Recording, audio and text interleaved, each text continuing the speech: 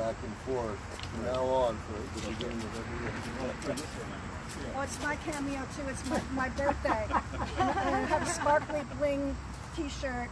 You might have to go closer. Happy so we can read birthday! It's my sparkly bling t-shirt, and this is the only time you're going to see me wearing it, maybe. Well, maybe all of next year. Till I'm 66. Tell him, well, that's where it's on 66. Okay, go ahead. Okay, welcome everybody to Northern Neck Regional Jail Day 953, August 18th, 2023. And as usual, we'll start off with a prayer and the Pledge of Allegiance. Lord God, our Heavenly Father, we thank you for being here with us, Lord, as you promised in the Scripture. And we ask you to bless all of the people in this facility, in the jail here, Lord, all the prisoners, all the guards, all the administrative people, Lord. Guide them in their mission.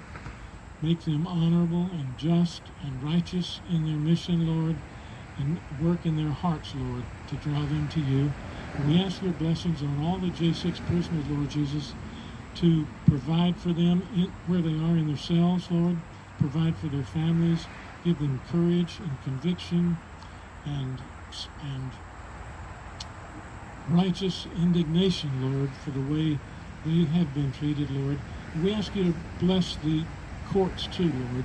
Make them just and righteous and pure, Lord. In Christ Jesus' name we ask it. Amen. United States of America, and to the republic for which it stands, one nation, under God, indivisible, with liberty and justice for all. Thank you very much.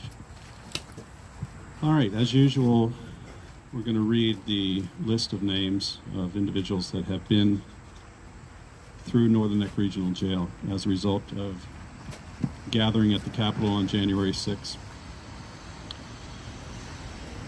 And I've got the list sorted by upcoming sentencing dates. So I'm just going to list those off first of all. Next one coming up, Jonathan Munifo is on August 29th. Daryl Neely is on September 5th. Jonathan Mellis is on September 16th. And Chris Quagland is on September 26th.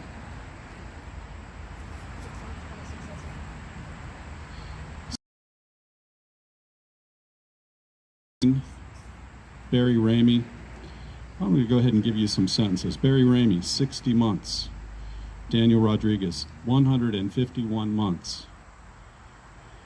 Mason Corson, 57 months. Marcus Malley, 72 months. Kenneth Harrelson, 48 months. Nicholas Brockhoff, 36 months. Robert Morse, 66 months. Jeffrey Brown, 54 months. Patrick McCoy, 90 months. Howard Adams, I'm going to have to confirm, 8 months is what it says. Hosea Kenyon, 72 months. Jeffrey Sills, 52 months. Todd Gardner, 36 months. David Judd, 32 months. Justin Jersey, 51 months. Troy Sargent, 14 months. Ronald Sandlin, 63 months. William Rogan Reed, 37 months. Ronnie Presley, 12 months. Cash Kelly, 4 months. Albuquerque Head, 90 months. Mark Mazza, 60 months.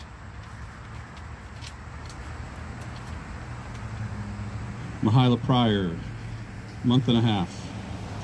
Lucas Denny, 52 months. Kyle Young, 86 months. Howard Richardson, 46 months. Thomas Robertson, 87 months. Ricky Wilden, 24 months. Mark Ponder, 63 months. Matthew Miller, 33 months. Nick Lagerin, 44 months.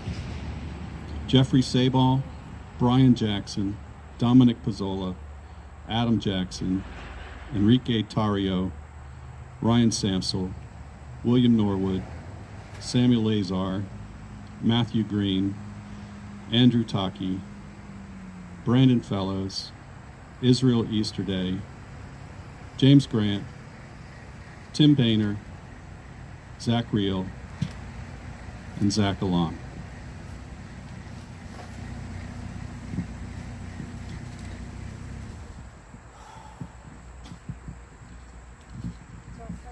you forgot one. Hunter Biden, nothing. Donald Trump.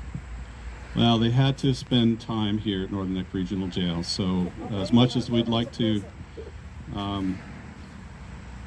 it's interesting you say that, though, because Oh, yeah, the jail they want to put him there.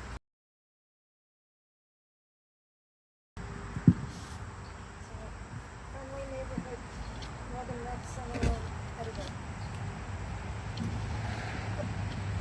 it's interesting you said that about Donald Trump.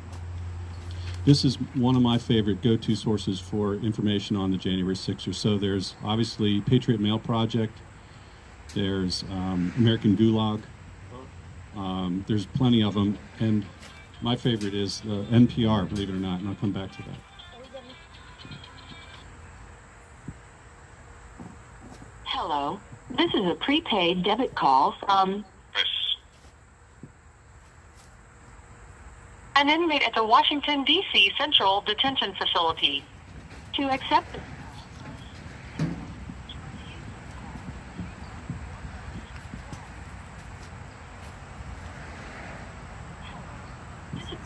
this call is from a correction facility and is subject to monitoring and recording. Thank you for using Global Tellink. Hello.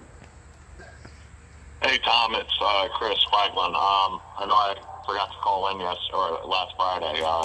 When are you guys starting to pick up or starting to do this? We can talk now if you like, Chris. We start at 7. I usually just try to read a few little updates on things or interesting stuff related to what you guys are going through.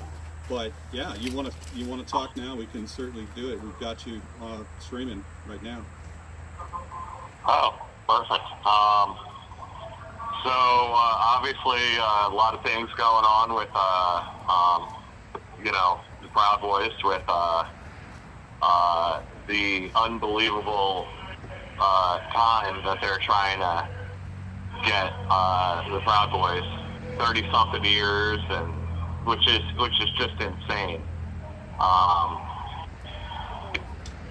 It obvious. I mean, never before has anyone seen this kind of, I guess, one-sided or double-sided coin as far as the DOJ goes. Yeah, for sure. I guess if my point is, if January 6th happened, right, and right, wrong, or indifferent, right? Forget about any reasons or anything like that. But you take the event of January 6th. Okay, fine. January 6th happened. It was a protest, got out of hand, blah, blah, blah, right? It would be completely different if for the past 8 months or a year before that, 6 months really, but, half of the country wasn't on fire. I mean, how many riots, considered riots, happened in the summer of 2020? How many police were killed during riots, and actually killed, and on just, not even during riots, but just plain out just shot? Hey, BLM, fry them like, pigs in a blanket, fry them like bacon, whatever it was, whatever their comment was. I know for a fact of being from Jersey, we had several instances that gunned down. And then you get people like in New York City, again, just taking it for example, you get people like throwing Molotov cocktails at cop cars that Right. the cops inside of them. Right. Now, the Molotov cocktail didn't break. What did they wind up getting? 11 months, 12 months, something like that? 15, 16 months? It was no more than, I think, 16 or 18. Yeah, attempted murder, 18 months. Yeah. So, and I don't even think it was that. I think it was, I think, down to a year or something like that. I think it was a felony, though. but it's insane. And I understand two rights don't make, or two wrongs don't make a right or anything like that. But the whole point of our justice system is it's supposed to be blind. And it hasn't been for a long time now, but especially now. I believe what a lot of that was to get people used to the idea of mayhem, so that when they incited mayhem on January 6th and tried to turn it into something that it was not, which it was a peaceful gathering, and I believe that's what they did. And there's so much evidence coming out now about the way the intelligence that was offered up to Capitol Police was not even utilized and sent out to the people on the street. I can verify that. I know. I'm sure you've talked with John from the Northern Next Sentinel. He's here tonight. Yeah. Hey, how's it going, John? We'll talk. There's going to be, we'll see in the next 2 weeks here, but I'm sure a lot more is going to come out in the next 2 weeks to a month. I'm sure a lot's going to come out.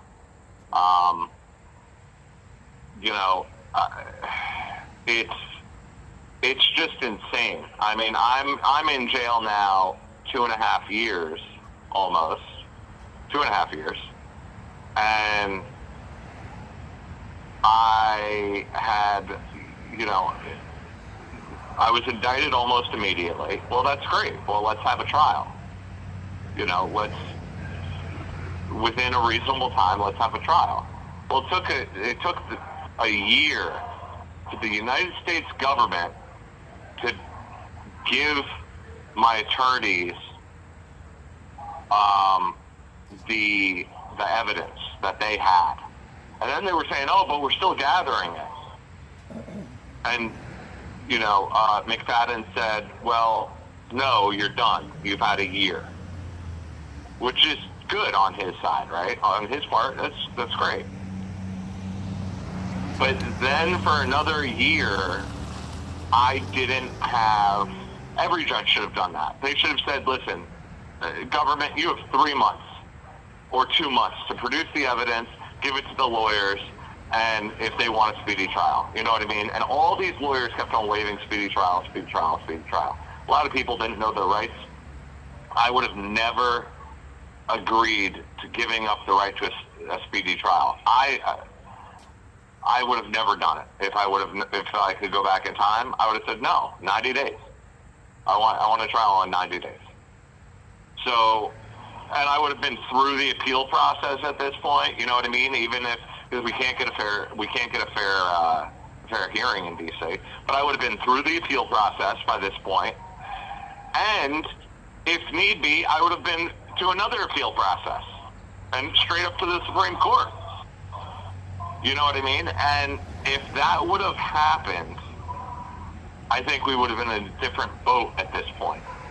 I think it was set up that by the government that they said we need to prolong, and now they're speeding it up. At the same time, my lawyer, McBride, just up and leaves my case. I never fired the guy. Why am I going to fire him after I gave him over $100,000? I'm just going to let him go? And what? Now, don't get me wrong, John Gross is a great guy. He's doing a lot on the civil suit, and he did the best he could, but we told the judge right off the bat, we said, whoa, Judge, I'm not hiring a second-year, civil attorney to be my primary attorney in a case that's going to you just hearing and this and that, and then I tell the judge that, listen, it was finalized with me and McBride. Were we fighting? Damn right we were fighting. He wasn't doing his job.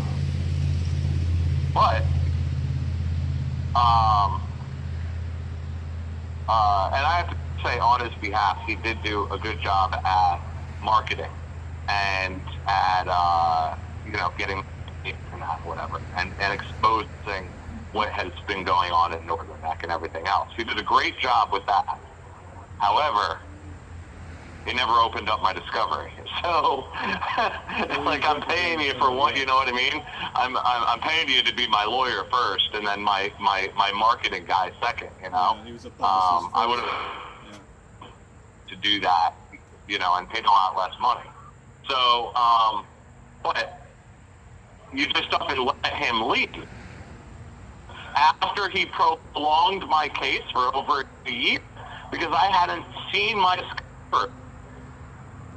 The discovery was in the DC October of 21. It was there. So since that point, I've gone full loop. They kicked me out of the DC jail because they couldn't figure out, how to keep wheat off of my tray. Dominic Pizzola, one of the 5 Proud Boys guy who didn't get convicted of seditious, has a very serious allergy to soy. Well, he's going through the same thing I am. And they're blatantly lying about, everything else, and they're saying, oh, no, we didn't give you wheat bread, we gave you a gluten-free roll. Really? Good. I want to see the receipts for the gluten-free rolls going back a month. Let me see the receipts for the gluten-free roll, because it blatantly said wheat bread on my tray that I have to sign for every day now. But anyway, that's besides the point. But so they and sorry, going off stream. But the whole point is that they moved me. My discovery was here. They put me in a full circle, torture me for over a year. Don't give me my discovery. Bring me back to DC, where I still have yet to see evidence.com. I don't have access to evidence.com. Then I have another lawyer jump in, Maria Rodriguez, and she's technically on my case for 45 days, and then we're supposed to go to trial? Joe McBride told me, hey, we got to go to bench trial. Hey, we got to do this. Hey, we got to do this. Hey, we got to do this. Don't worry, it's all part of the plan. It's part of the plan. It's part of the plan. And then the judge lets him just up and leave, and I'm holding the bucket. So now I my wife told me 2 days before trial, 2 days or 3 days before trial, oh, by the way, I want a divorce. What does Maria do? The best thing she can do. She goes, listen, you want to get this over with as quickly as possible, as quickly as possible, because, just fall on the sword. So that's what I did. I signed to a bunch of stuff that wasn't true, and at this point, I don't know what to do. I can tell you one thing: I've gotten screwed by both the government as well as my attorneys. Not saying Maria did anything wrong, but she just wasn't on the case. There's a lot of ins and outs. There's thousands and thousands of hours of phone calls that we need to get. The government listens phone call, at least listen to lawyer phone calls for a certain amount of time. I would say about 70% of my lawyer phone calls were recorded and listened to by the FBI, and that's going from New Jersey and Essex County. It's going over to Oklahoma City, Grady Township, back over to DC the first time, over to Lewisburg, over to Alexandria, to Northern Neck, and back over to DC. DC this second time around admitted to listening to 44 phone calls in between my lawyer and myself. How did 44. How did they admit to that, Chris? When and what venue did they admit to that? In email, they admitted to it. Now, their lawyer admitted to it, and they said, "Oh, well, it's because your client didn't set it up, and you have to, or it's because you didn't set it up, John." No. I have multiple copies of requests saying that actually the very first, I got here on February 2nd, the very first request form and grievance form I put in was, listen, I need to immediately. They listened to lawyer phone calls for the next 2.5 months. They listened to, you know, it's just, it's insane. And this is after 2.5 years. So in every single jail, they listened, and it's not just with me.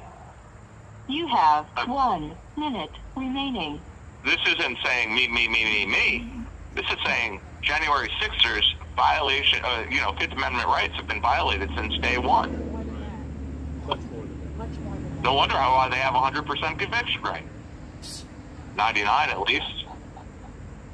And you never You know, see it's that. just they, I mean, besides not being able to get a fair trial here, it's crazy.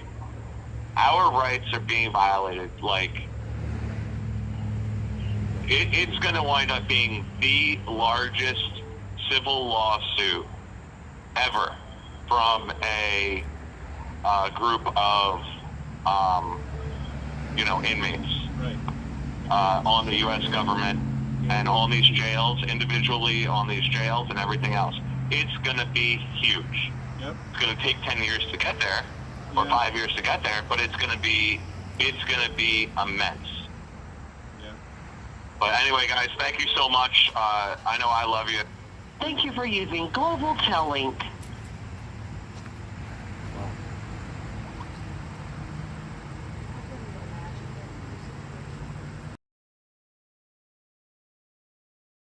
Yes. This is wants a divorce because it's taking too long. And he has a baby. He has a little baby. She told him to sign or something, do whatever it needs to get So out. that reminds me of like my mother and my stepmother, or my father and my stepmother. Not quite the same situation at all, but Dad had a terminal illness and the medical bills were killing him. So in order to keep anything, she had to divorce him Right. just to do the community properties separation of goods and whatever. It didn't mean that she didn't really leave. She was there with him when he died, but Happy day. Tom, I've got some clarification on that attorney thing. Yeah, it looks like we just missed a couple calls, but I'm glad we got Chris. Here you go. Cut me off if no one comes in. He was talking about Jonathan Gross representing him, and that McBride had quote unquote dumped him. I think Chris might be slightly interpreting that. I've worked quite a bit with Jonathan and Mr. McBride going back 1.5 years. Gross works with McBride. I think what actually happened is McBride took on additional clients and he just couldn't handle the whole workload himself. And the reason I know is I was in on it. McBride told me in the future he wanted me to start working some with Jonathan because he just didn't have the time to do it all himself. So I just thought I should clarify that. I'm not sure Chris even quite understands that. Also, and I'm hanging here to get off any time. Hopefully a call will come in. There's been a lot of new developments with Ryan Samsel. I don't know if Tom saw it yet, but I emailed him part of an article I'm working on with some brand new quotes from Samsel and Barry Ramey. They're both on Gateway Pundit simultaneously. And it's quite amazing. And in fact, the pictures you see of him in the little closet-sized cell, his wife actually sent to me before Gateway Pundit got him. And later in the meeting, I'll go over some more details. But Ryan told me all the circumstances of how those pictures got leaked. But anyway, I'm going to turn it back over to Tom. I don't want to hog the mic. I do have that. I wasn't able to print it out because I had already left, but you could pull it up if you wanted. Well, that's what I was going to suggest. You might want to read it because there are a couple of very compelling statements, one by Samsel and one by Barry Ramey. They're very eloquent. So anyway, I'm sorry I got it to you so late, but I only found it late last night myself. And the reason I stay up late is not, as all the rumors have it, drinking beer. I'm doing extensive research. Oh, beer. You want me to read it? Probably you're probably more familiar with your phone. There's some other stuff in there because it's actually part of an initial draft. So I'll leave it up to you. So you took excerpts From the John Gateway took- Pundit, Okay. and then I can fill in some details where I've been texting back and forth. Yeah, I saw this article in Gateway Pundit as well, and there's lots of pictures. So John's got some. I try to get him on here, but Ryan's in basically a broom closet. Yeah, you can't see it, but definitely look it up on the Gateway Pundit. So the caption under the first picture is former NNRJ, which is here, Northern Neck Regional Jail detainee Ryan Samsel, still being abused at a federal detention center in Philadelphia.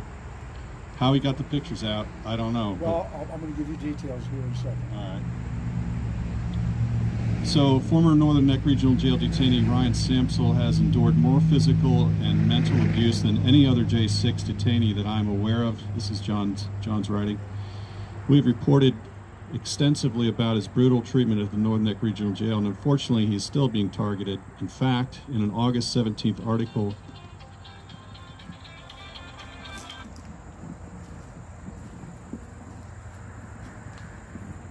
Call from an inmate at the Washington, D.C. Central Detention Facility. To accept this call, press. This call is from a correction facility and is subject to monitoring and recording. Thank you for using Global Tel Link. Hello, hello. hello. I got you. By talking much more about it. But how you doing? Good. How's everybody? Jonathan, right? Yes, sir. Yes. Yeah, we missed Mr. Jeffries. Well, You were saying? yeah, exactly. I just want to make sure because we were a little jumbled when I was answering the phone. I couldn't quite hear it. So yeah, well, we sound good tonight. You sound good. Good. Good. A lot going on. Yeah. Tell us. Well, as I'm sure you've heard, the situation with Enrique and the boys involved in that particular case. And so today's been kind of a down day just because of the gravity of the situation. And we were actually discussing one aspect of it, that there was a woman who tried to kill President Trump and sent ricin house in an effort to hurt and kill people. And she got 20 years.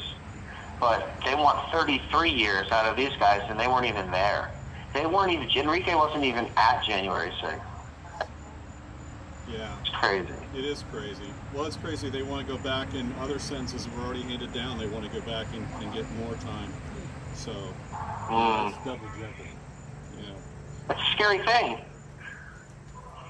It is. It is. So You know, for me in particular, it's I got a great deal, and you know, I don't know that that's not going to be a situation that I'm going to have to deal with. It's possible because nobody else is getting a break like this, and I'm very grateful. But I don't talk about it much, but you know, I'm thinking in my head because I don't understand law. But I mean, if it creates case precedent in the district, then I would assume, you know, it would affect other cases too, but in a positive way. But I mean, it's all a club. you would hope so, and I do Right. know from the few times that I've sat through sentencing that judges do weigh what other judges are doing. You know, it's kind of weird in a way, but it seems like they're somehow or other trying to level set, at least on the surface. That's what they're trying to convey, that they're being fair and impartial, and you know, that's what they're doing. But They're not an outlier. yeah. Well, you're right, and I mean, I know from my instance, when I went to go get bond, I didn't want to have a bond hearing. That's why it was over a year into this process that I even was suggested to do that. And darn it, I just lost my train of thought. There was a good point to that, but we're gonna have to circle back, I guess, like Jen Psaki says. From she's awful. She's awful. Yeah, she's the great circler, that's for sure.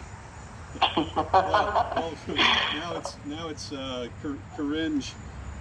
cringe John Pierre, right? So. Oh, I love that. I love that. Did you folks ever interact or meet with or speak to a guy from Florida named Ryan or Rogan Reed? William Does Rogan that Reed. name ring a bell? Well, he was here. I know that. I'm not sure that I've ever spoken to him. I don't know. Okay. And that's where I had met him, and yeah, he's considered one of those online meme thing. You know, they make a funny picture with some crazy political statement, but he's like really well known for it. And imagine that, just making cartoon pictures, you know. But he had was a stipulated trial, and the judge in his case, had handed down some heavy sentences. But because in this instance, the judge determined some of the aspects of the case that the government was, presenting were not only inaccurate, but it was just, demonstrably false. So he got out of it pretty good for what he had. And I'm watching these other guys go down in flames, and it's disheartening, but you got to stay positive around them, because it's just tough. You're all very keyed in on it and tuned into what's been going on, but you're right. There's more and more evidence coming out all the time, and more evidence of what's not coming out. I think it's Sund, wasn't he the chief of police? Robert Sund, I believe his name was. He's been on interviews with Tucker and others, and it's pretty darn clear that they completely kept him in the dark as to the risk that was going on that day. The planned events, even the permitted events, he didn't know it, and neither did the line level, police officers that were working that day. Were not given the briefings about the 6 permitted speaking events, First Amendment events they call them, at the Capitol, and none of the people knew about that, and the 2,000 member police force was down to something like 200 people available on campus that day. So talk about a setup. Those guys have nailed it. That's what was going on there. I wrote an article for the Gateway Pundit, and in it I discuss just people in the crowd walking from where Trump was, speaking to to the Capitol building. It's about a 30-40 minute walk, and but they were agitators, and they were just saying the most off the wall things that it was just evidence of me and everyone around these people, making statements like, we're going in to flip desks and this, that, and the third, and no, we're not doing that. I'm not doing that. And it's just wild to me that more people didn't recognize those people in the crowd, because they were just instigators, agitators, and it's just weird. Yeah, it was weird, and I saw that same sort of thing where it just was over the top, because you could tell that regular, normal people were not talking that way, They were talking about, hey, where are you from, nice to meet you, like your t-shirt, whatever. It was just so friendly. Yeah. And then you have these few instigators, like you said, that were I heard somebody Here's say, another interesting fact. This is what the Second Amendment's for, and I looked at those guys and like, what are you talking about? Yeah. Yep. It just sickens me, because then I look around and remember what happened at the White House. Over 200 injured officers. An armed Antifa uprising against the White House. Like, why do we still not talk about that anymore? Why is that brushed under the rug? What about those officers that got hurt and injured by armed people? It's not apples. They don't get punished, and we have to deal with what we have to deal with. So it's just so strange. I honestly was very ignorant to this whole court system and what really happens. I've never been in trouble like this, and I think the one thing that I took away that I just couldn't understand is why they are allowed to lie and twist things and say things that are not true, just so they don't get bombed. I didn't think that's how it works. I didn't. I had faith in the criminal justice system, but after being in it, it's just different. It's a different thing altogether. Yeah, you're right. You guys are living it, but the rest of us out here are really starting to see it. It's clearly a two-tiered system. It's not even two-tiered. It's two-kind. It's like black and white. It's yeah, up and down. It's complete opposites. It's not two-tiered. It's not like they're on the next rung of the ladder to one another. They're completely on opposite ends. You're 100% right. What a much better way to say it too. That makes a lot of sense, for sure. Yeah. Faith, and listen, I got your whole stuff printed out. My favorite place to go get information is on NPR of all places. Would you believe that? Oh yeah, okay. I will look at it because we have access to something like that on tablets. Yeah, so they have on there a complete list of everybody. In fact, a week ago they added Donald Trump, of course, now. So they've got a list of everybody who's been arrested and their situation, status, all their charges, everything's there. It's really a good information site, very, very thorough, and I think one of the more up-to-date ones. American Gulag is not always current, but it's great information place to start, and then Patriot Media Project. But NPR, I'm telling everybody to go there. Yeah, for sure. I mean, we have it. It's one of the things in the apps for listening to the news or whatever. So I will definitely make a point to check that out. That's very interesting. Yeah, it's just, again, we talk about the same things, and it's because there's just nothing changing. Nothing is, for me, there's nothing happening. We're continuing to go down this self-destructive road, and it's frustrating. When what can we do? We have great people out there who are advocating, not just for J6ers, but for the country in general, and they're just being silenced anywhere you go. I thought when Twitter got taken over by Musk that that wouldn't be such an issue, but from what I'm hearing, things have definitely changed over there, but it's still not freedom of speech. Well, I think a lot more people are getting through on it, which is the difference. Before, they were definitely putting the thumb on any dissenting voices. So, yeah, you're right about that. Well, we're coming up on 1 year anniversary next month for being out here at the jail, man. So I'm hoping that we get to talk again, on that date. We've got to figure out when it is exactly. All I know is that it was actually in October when we started, so we got a little time. But we're planning to have a big event out here at that time and get a lot of people here and talk to as many of you guys as we can. It'd be something else if all goes to plan and released. Once I get situated with that, I'm being able to actually attend that, and that's talking about it from this side of the wall is one thing, but I might be out by then, so that would be really exciting. Actually, get to meet you guys and thank you in person. There was a young lady that helps us out, Heather. I'm sure you know who she is. I visited with her for the first time today, and what a wonderful person. She's such an advocate for all of us, like you guys, and it's just it was really, really awesome to be able to meet somebody that's been like the cornerstone of my voice. It's for things that are needed and whatnot. So definitely kudos to her. I don't know if they made it. They're trying. I saw a text from her earlier, but yeah, it was pretty. It's a lot to organize. She's coming all the way from south of us, so it's probably 3 hours for her to get up there.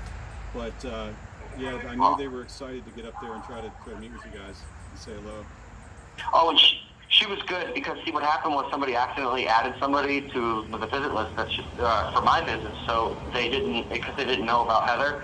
So I thought it was all done on the computer, but yeah, she had some tenacity. She's like, oh no, I'm not leaving. Just swap us out, and they ended up working out with her. Just a stupid thing about what she was wearing. Like, it's just strange how seriously they took it. And then, you know Coach, right? You've heard of Coach in here? Yeah. So he he shouted something for everybody to hear. Then we all erupted in laughter. And one of the officers just comes up and says, "You're inciting a riot." And he just said something funny just to make everyone laugh in the moment. And it was like, what? You know, like, really? So you can still see some of the nonsense that goes on with certain officers. But anyway. Well, so I get to rambling and then I get off track, so I apologize. It's your nickel, man. And it's whatever you want to talk about. So I'm really glad she told me yesterday, I saw her, that she was going to try to do that. So I'm really glad that she got through. And talk about tenacious, she is.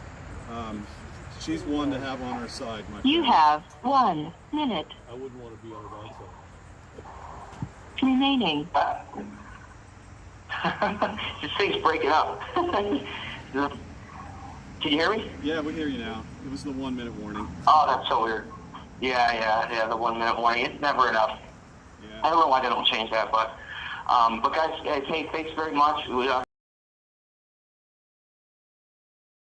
You know, it'd be just awesome to shake your hand and spend some time, with at one of the events that you have. So that's all I got for you. You got an open invitation, John. We look forward to seeing you. Love you, man, and take care. You too. All right, guys. Have a good night. Good night. Bye-bye. Thank you for using Global Tel Link. What is that website you mentioned? Is that it? Patriot Mail Project. The Patriot Mail Project? Yeah, they're real good. So this, I was trying to say, this information, which is all the filing information on every single one of these. People, this is the information that's on the NPR website. There's a photo, there's a little background, a summary page, but if you click down below, it has the complaint, the statement of facts. Statement of facts is interesting. It's got a lot of pictures and things in there. So again, it's a wealth of information. And the other thing, if you are around these J6ers very often, their attorneys, their family members, their loved ones, they all talk about these different charges by their numbers. So for instance, I have one that's a summary here. I don't know, this is a different one, Maurice. But they talk about the violations, obstructions of official proceeding. That's the 1512 charge. They keep talking about 1512 charge. It's obstruction of an official proceeding and aiding and abetting in violation of Title 18. So that's 1512.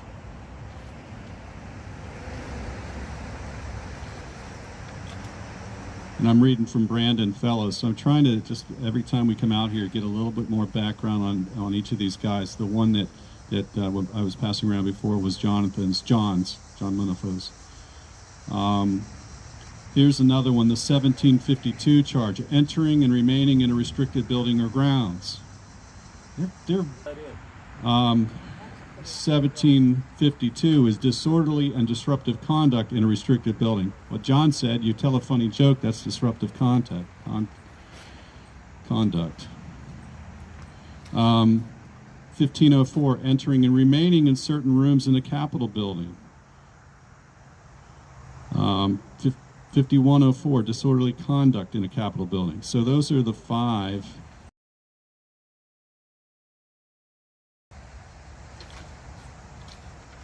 That Brandon Fellows is up against.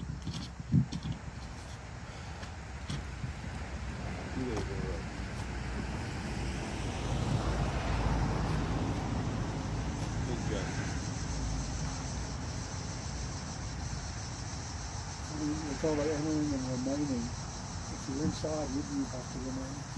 By definition, it's mathematically impossible to not remain for some period. I'm not real big on physics, but I think that's how it works. Once you're in, until you're out, you're remaining. But they make it a separate charge. That is of course, not. you waived in, and all the barriers have been removed for even up there. But they should have been able to remind me that they're supposed to be barriers. Yeah, so let me finish up the Ryan Samsel reading here real quick. Let's see. So we left off, he's still being targeted. In fact, in an August 17th article in the Gateway Pundit, Samsel claims that the abuse is the same as it was at Northern Neck facility in Warsaw. According to Samsel, I was kept in a hard cell, and in that particular cell, about 5-6 months, I even told you what was happening is the judge was actually calling, trying to get in contact with me because I wasn't named in a named cell.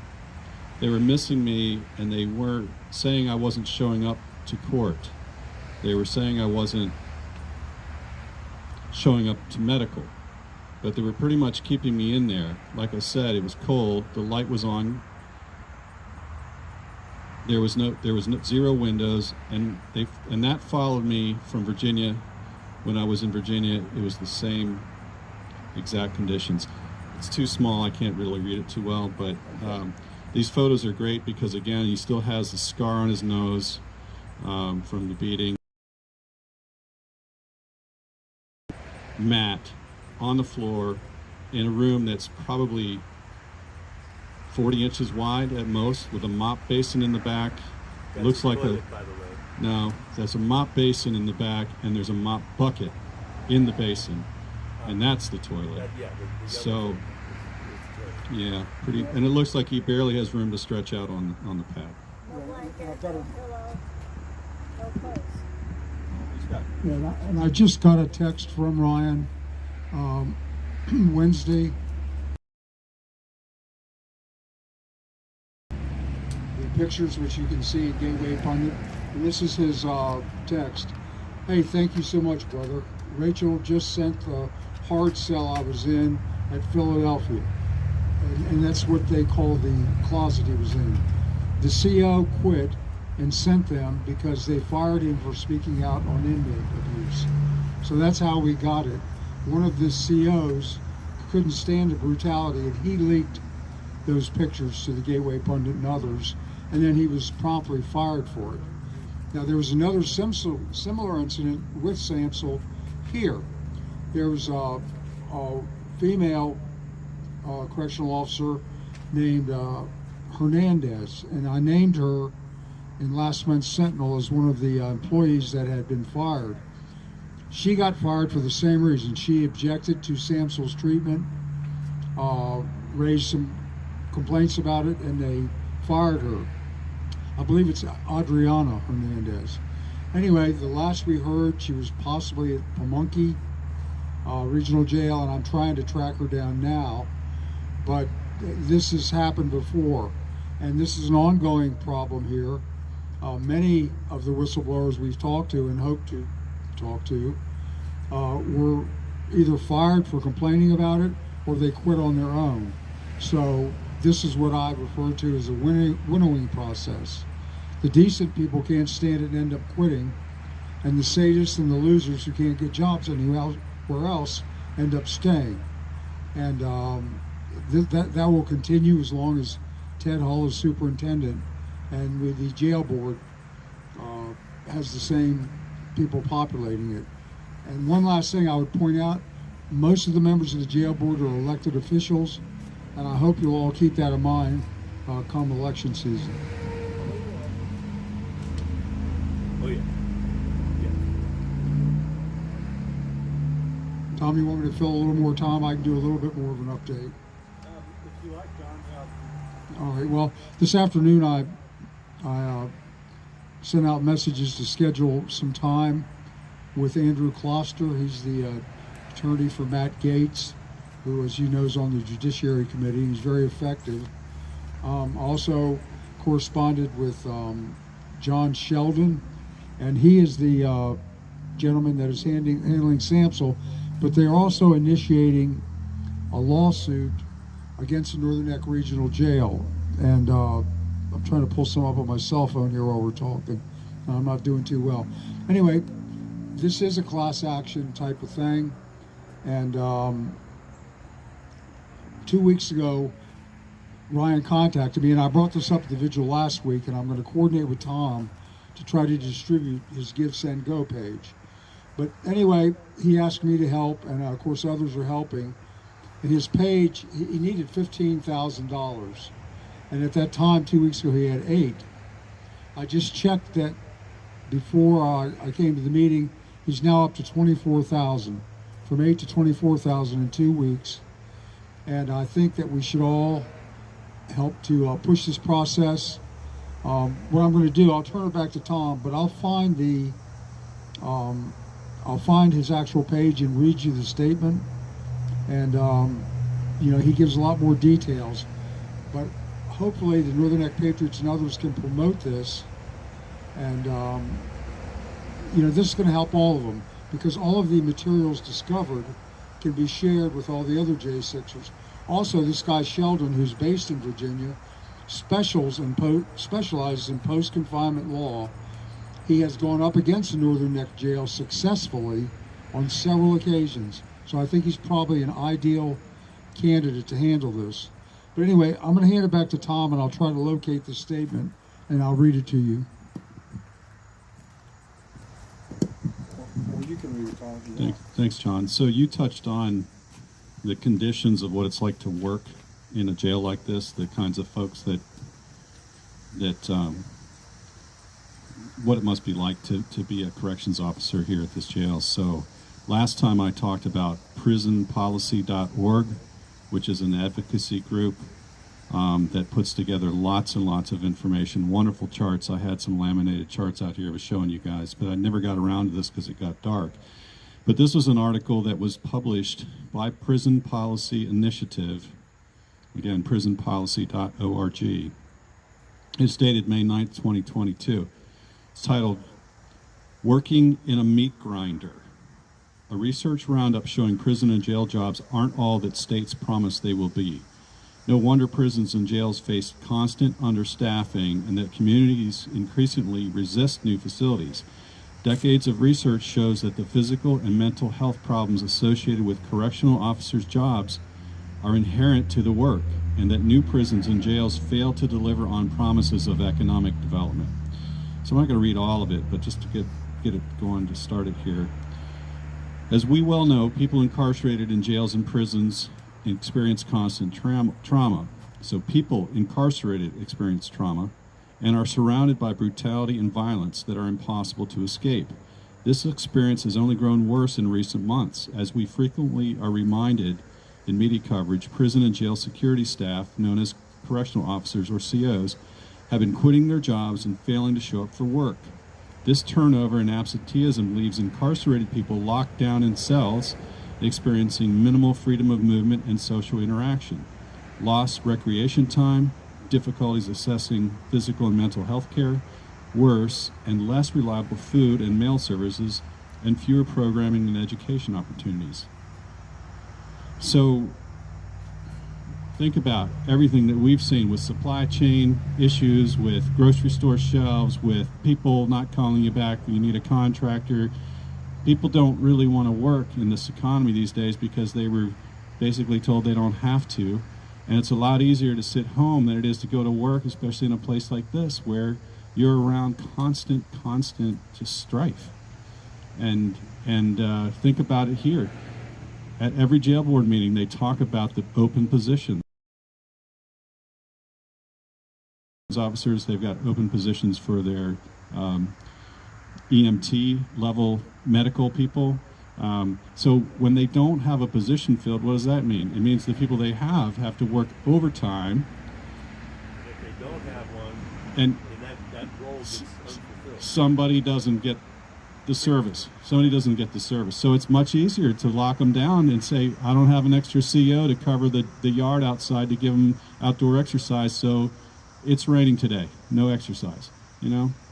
It's that kind of thing that's going to happen. The people that end up suffering are the ones that are here against their will. Okay, Tom.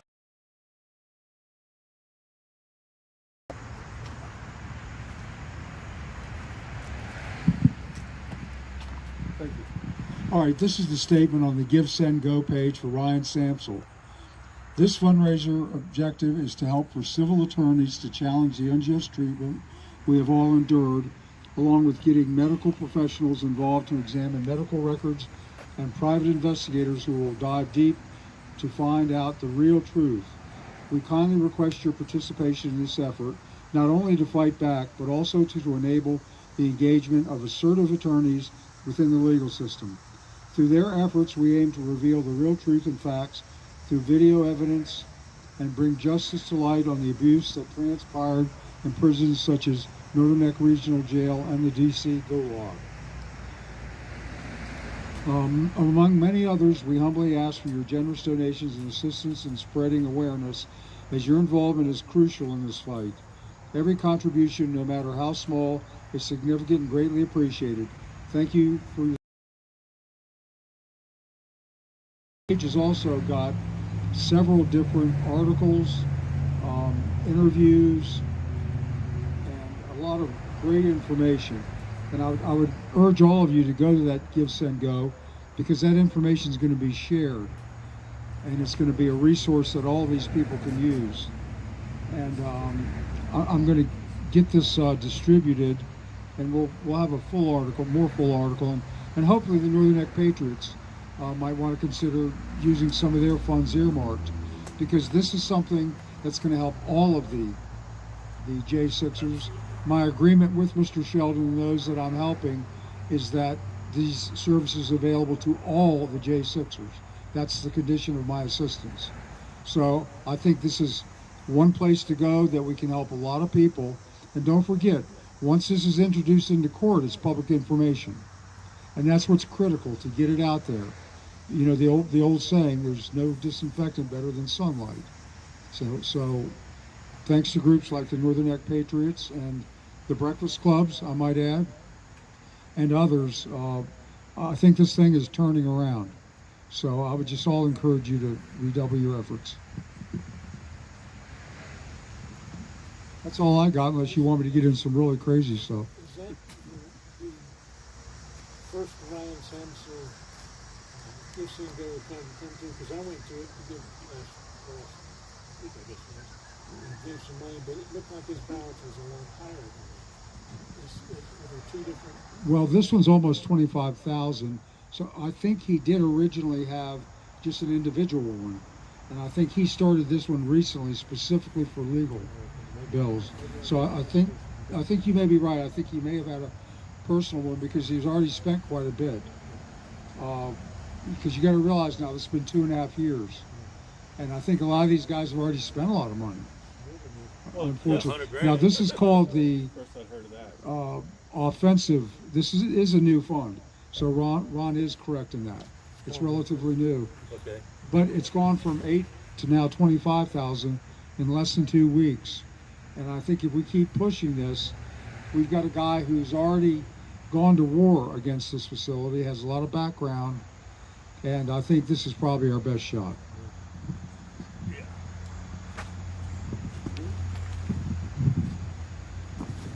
On a related point, Tom was just talking about the troubles keeping staff that is of good heart and mind. This is what we call an upstream problem. It's upstream. It's out of the control of the local administration here at the jail. The idea that, and to some degree, it is the fault of the local administration, because they're the ones that are implementing policies that are so egregious that good people leave. But the problem gets a little bit bigger than that, because when you talk about the lack of economic development that gets promised, the lack of career path that gets promised, all these things, basically deceptions. And the reality is the pay scale doesn't match what's being asked of the employees, the COs. So yeah, you're going to get a lot of guys leaving, almost being pushed out because their conscience is just that strong. And it's an upstream problem, because the source of that particular issue isn't here. For example, when I was reading several things about Ryan, it struck me that we've got 3 gulags here in Virginia, 3 of them. NNRJ is probably the most egregious. But when you start reading about CVRJ and the one down there in Petersburg, there's not a whole lot of difference. You would it's part of me wants to say that it's absolutely by design, and I can support that argument. But in my heart, I don't want to believe that human beings start off with the intent of being evil. I have a hard time reconciling that. I think you're right. I think that what we're seeing here, though, it's very difficult to figure out exactly what are the rules that govern what goes on in these walls here. And this is something I'm digging into lately. Department of Corrections, not really, because that's not what governs a local jail, although they tout it in their $10 handbook. They talk about this handbook is approved by the Department of Corrections, yet they're not subject to the rules of the Department of Corrections. There's no enforcement mechanism. They can cite you for a violation, but there's no effective way for them to enforce it. I think that's important, John. I want you to say that in the microphone too. They actually say as much on their website. So what I was, well, I think everybody heard it. Yeah, this is a subject I'm going to go into in the Sentinel, but I'll give you a little bit of a preview. I know Tom's done a good amount of research on this, as has Maurice and others in the group. I came across a book, I guess a few months ago. I can't remember the exact title, but it basically said that Virginia has the most dysfunctional penal system in the country. And that like the Marshal Service and these umbrella government groups have supposed supervisory capacity, but there's no enforcement mechanism. So in other words, the marshals, I'll give you a good example. A couple days after Samson was beaten so badly and he was unrecognizable, a marshal happened to be in there, and Ryan said, he told me this directly over the phone, he said that the marshal looked at him and said, "What the hell happened here?" And one of the COs was standing next to him, and he looked over, he goes, "I'm serious, what happened here?" And he said the CO just kind of shrugged his shoulders and didn't answer, and that the member of the Marshal Service was obviously disgusted. But nothing happened. Right. They can't reprimand the superintendent or fine him or even publicly censure him. Jurisdiction. So it's basically, it's toothless. And unfortunately, people like Superintendent Hull and some of the members of our jail board are acutely aware of this. They lie regularly about everything. They pretend as though they're bulletproof, where they've actually lost in court several times, and they've paid hefty settlements. But part of that settlement is you sign a non-disclosure agreement where you can't talk about it. So they pretend like they won. They didn't win. All these audits they claim are so great, they're not. They get written up about things all the time. And I think one of the most blatant things, and this is something we need to look into the legal aspects of, I recently published an extensive list of people who had been hired or fired by this facility. Disclosed at the end of every meeting. They literally read the names off. Well, unfortunately, I could not be at the last meeting, but one of our members, who's sitting right here, was, and they say that they will no longer release that information. Well, that's public information. For them not to release it is illegal. So they have now crossed the Rubicon.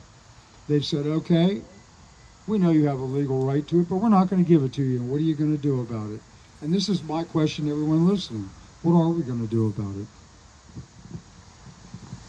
The meeting's in about 2 weeks, right? Yep. 10 days, the next meeting?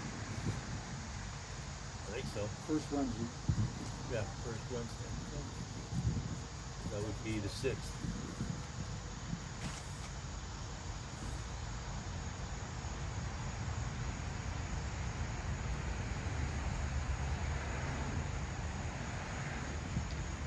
Sixth.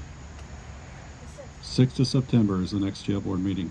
I think we need to be there. Yeah, you should make a concerted effort. Definitely. I mean, I wanted to be last time I couldn't, because I had a work. Well, they declared war when they made that statement about refusing to release what they're required by law to release. Well, they refused because nobody was requesting. They simply announced that it would no longer be available. That meeting's at 4 p.m. Yes. 4 p.m. here at the jail. You can just go in the right-hand door. You can walk right in. Help yourself to a nice buffet of delicious jail food. Oh, wait, sorry, that's not what the inmates get. That's something else. Despite my That's the pictures dog of and pony shrimp, show. Yeah, this is what they claim that the inmates get, but it's not. they look a lot like shrimp. I've got pictures. the fake shrimp. You do have pictures. I know. I've seen you out there taking pictures before you leave sometimes. Cheryl took pictures of it. I took the candy bars. So, last week you had asked me to put together that constitutional thing. And I mentioned that court case, and I think I sent it to both you and John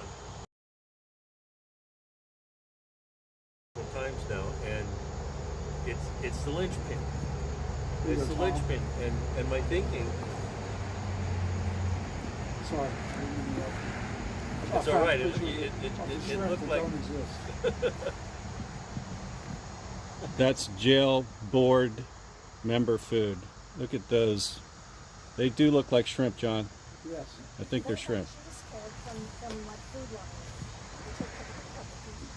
lines. God, I'm getting hungry. Yeah. So, Maurice, that what you did last time, I think if you could summarize it, would be great. Here. So, I wasn't really planning on summarizing. I was going to make a different point, but I'll be happy to summarize. So, they've got several constitutional rights that are being violated by these guys.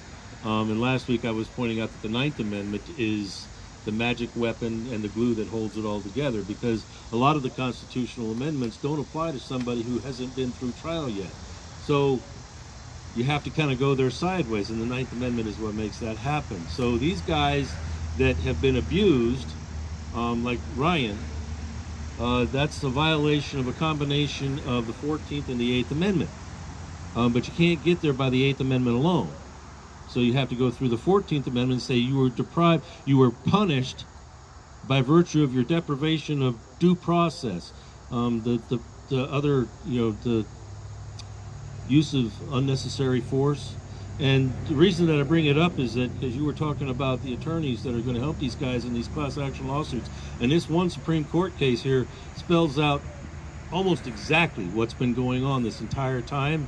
And it's a case from 2015. It's King's Hendrickson, and it's a long story, and I don't want to go into it just now, but I'll summarize that as well. This guy was arrested on drug charges in, I can't remember, it's either Wyoming or Wisconsin.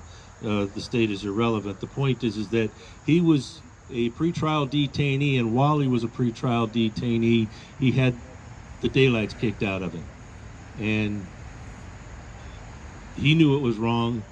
He didn't know how to fight it, but he managed to get a hold of a decent attorney. They went through the first circuit court. The judge, was obviously slanted, and they were just all about the establishment and not about the defendant, because he's arrested, all right? There's a smoking gun. And so that was the approach that they took mentally. And they identify a whole bunch of things where you had to satisfy a subjective requirement of proof rather than an objective requirement of proof. So the case got appealed to the next level up.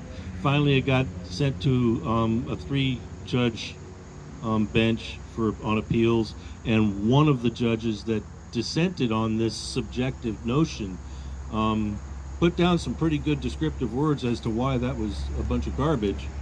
And when they took the case to the Supreme Court took that dissenting opinion and used it. And they said straight up that this is not legal. You can't do this. And if you go and you look at that case, and the syllabus in the Supreme Court's opinion is excellent. It's great educational material. But if you look at the way they wrote it up, everything that's going on around here has already been declared unconstitutional. All of it. So that's kind of the point that I want to make. And by the way, anybody that didn't catch my apology last week, I misquoted the 6th Amendment on a previous date. I was wrong on that. Anyhow, thank you very much. Yeah, I can amplify that a little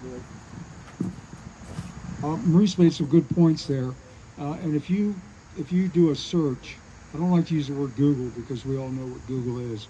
But if you do a computer search on detainee rights, this Kingsley case is generally the first thing that will come up. And it is.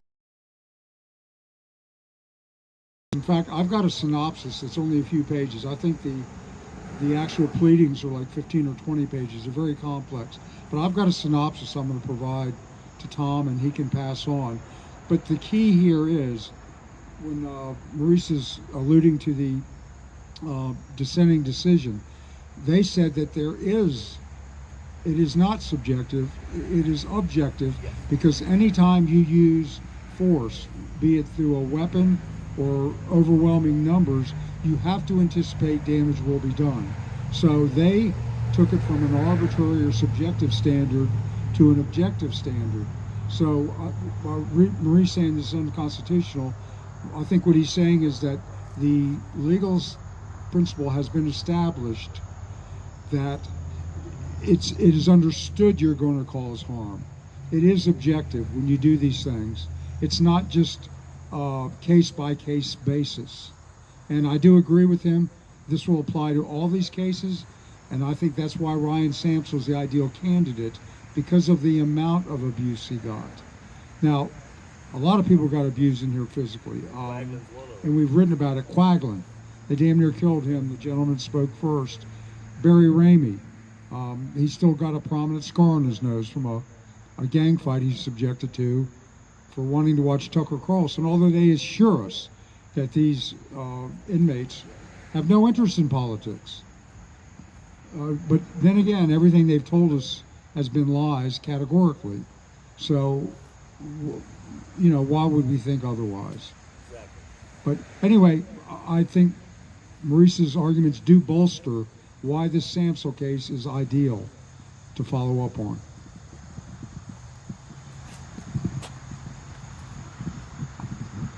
All right, guys, thanks. I want to kind of shift gears just slightly here. I was talking a little bit earlier about the Capitol Police.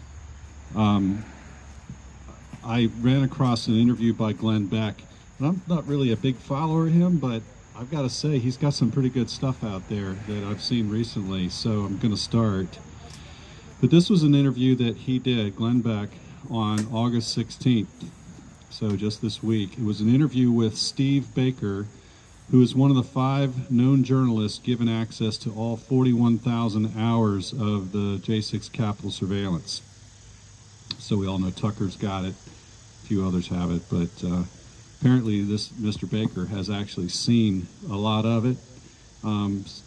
Beck was asking him questions about whether certain things will be released. He was basically saying, doesn't matter, I've already seen it all, I've got my notes, and we know where to go after it if we have to. But this specific interview, they talk about a person named Julie Farnham. There's Farnham, Virginia, right down the road, so it should be easy to remember. Julie Farnham.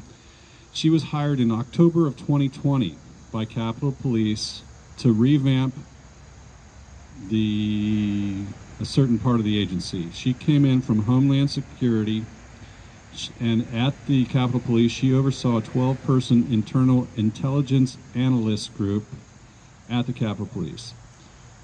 She described their group, because she testified in the Select Committee hearings on January 6th, and she described it as they consumed intelligence, not gathered it.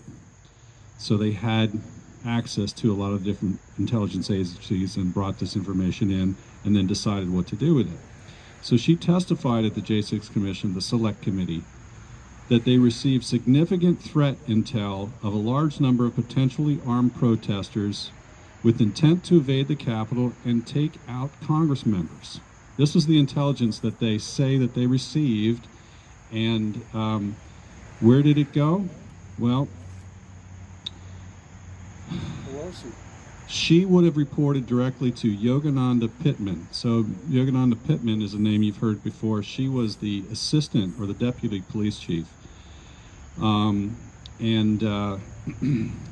bottom line is that Tariq Johnson, you've heard his name before too, he's really trying to get out there what was going on. Tariq Johnson was a Capitol Police officer who wore a Trump hat and actually helped to try to settle things down and help get people out and just was doing good work there. Ended up losing his job for taking a stance on his conservative beliefs. But anyway, he says that Farnham called a meeting on January 4th in which Chief Gallagher and Chief Pittman were present, but Chief Sund, we talked about him, Robert Sund, was not invited.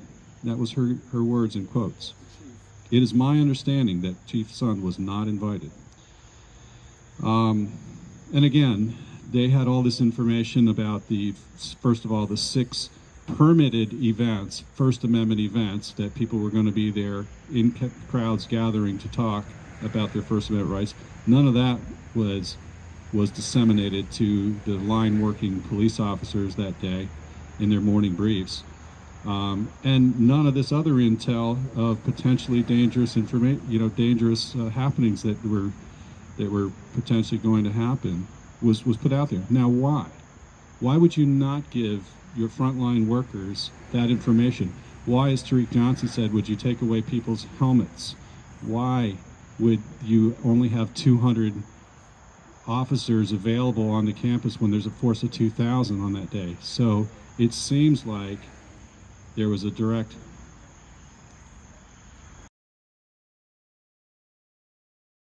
purpose to make themselves vulnerable because they wanted maximum impact. Well, and that's just to amplify on that, as I think most of you know, Nancy Pelosi had her daughter there, who's a cinematographer. They were hoping that things would get out of hand. They already had planned to document it, and the fact that the chief was kept out of this and then was immediately fired after the incident shows that he wasn't going to play ball. Well, luckily, he's coming forth with a lot of evidence now, and this is the same pattern that we see in these jails. The ones who don't play ball end up either being driven out or quitting. So, it's the same pattern across the whole system. The whole penal system is rotten from top to bottom. No sane, decent person would want to work there. And I've written a lot about Captain English in the past. I think he's a perfect example. He grew up in this area. I've known his family. I don't think, left to his own devices, he would have ever gotten involved in this. But look at it this way. He's got 4 young children and a wife. He makes good money. What would happen if he quit? How would he support them? That doesn't exonerate what he's done. I'm just saying, under different circumstances, I don't think he would be involved in this type of thing. And there are a lot of Englishes. In fact, I recently talked to a friend of mine who was one of our original advertisers, and some of the other members know this gentleman. He grew up with Mr. English and said that he never saw any indications of any kind of violent behavior. He said one time he was at a party, this friend of mine, he got inebriated.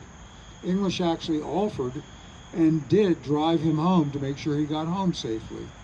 So this is why I waited before I reported on Captain English, because things didn't seem right. Well, unfortunately, he has done all the things he's accused of. But I will say again, as I said in my article, he is the fruit of the poisonous tree. Not the poisonous tree. I don't think, left to his own devices, he would have ever acted. Earlier, the system is so poisonous that anyone who encounters it either becomes infected or they're forced to leave. And it's just a damn shame.